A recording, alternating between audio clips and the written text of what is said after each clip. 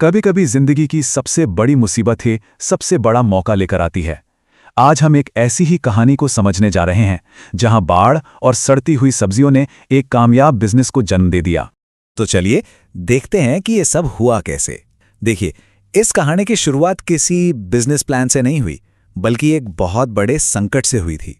कहानी शुरू होती है एक बहुत ही मुश्किल दौर से, जहां एक के बाद एक मुश्किलें बढ़ती जा रही थीं और परिवार का गुजारा चलाना भी मुश्किल हो गया था। सोचिए, घर की छत टपक रही है और लगातार बारिश ने जीना मुश्किल कर दिया है। और तो और घर में जो मुख्य कमाने वाला सदस्य है, सुमित, वो भी बीमार पड़ गया। मतलब हालात हर तरफ से बिगड़ रहे थे। एक तो पैसा नहीं था, ऊपर से सेहत खराब, और जो थोड़ी बहुत सब्जियां थी वो भी सड़ने लगी थी। मतलब कोई रास्ता ही नजर नहीं आ रहा था। लेकिन कहते हैं ना, हर अंधेरी रात के बाद सुबह होती है। अब कहानी में एक ऐसा मोड़ आता है जहां घोर निराशा के बीच से ही एक उम्मीद की किरण निकलती है।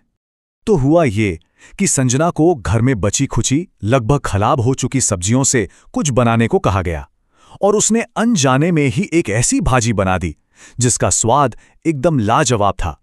घर में जब सबने भाजी खाई तो वो हैरान रह गए, और उनकी ये प्रतिक्रिया ही पहला इशारा थी कि ये कोई मामूली डिश नहीं है, इसमें कुछ तो खास बात है।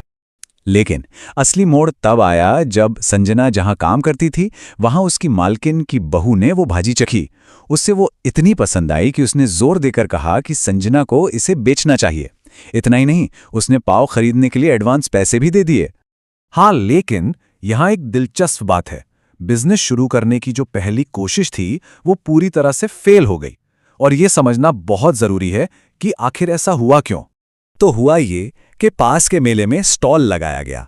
जैसे ही पहला ग्राहक आया, वैसे ही जोरों की बारिश शुरू हो गई, और वो ग्राहक बारिश से बचने के लिए कहीं और चला गया।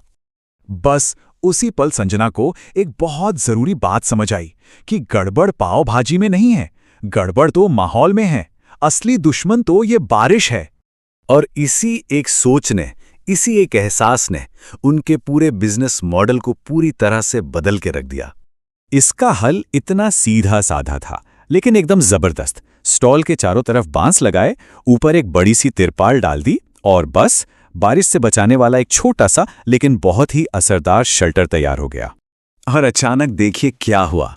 उनका स्टॉल अब सिर्फ पाव भाजी नहीं बेच रहा था, वो रेस्टोरेंट की तरह बारिश से भी बचा रहा था, लेकिन साथ में ताजे घर के बने मसाले वाली भाजी दे रहा था जिसमें कोई मिलावट नहीं थी। और सबसे बड़ी बात, कीमत भी कम थी।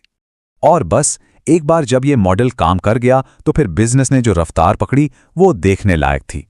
जो लोग पहले सिर्फ बारिश से बचने के लिए उस स्टॉल पर रुके थे, उन्होंने पाव भाजी चखी, और उन्हें स्वाद, क्वालिटी और दाम सब इतना पसंद आया कि देखते ही देखते सिर्फ 2 घंटे में सारा माल बिक गया। तो देखिए ये सफर कितना तेज था। पहले दिन स्टॉल फेल, और दूसरे ही दिन तिरपाल वाले स्टॉल का सारा माल बिक गया।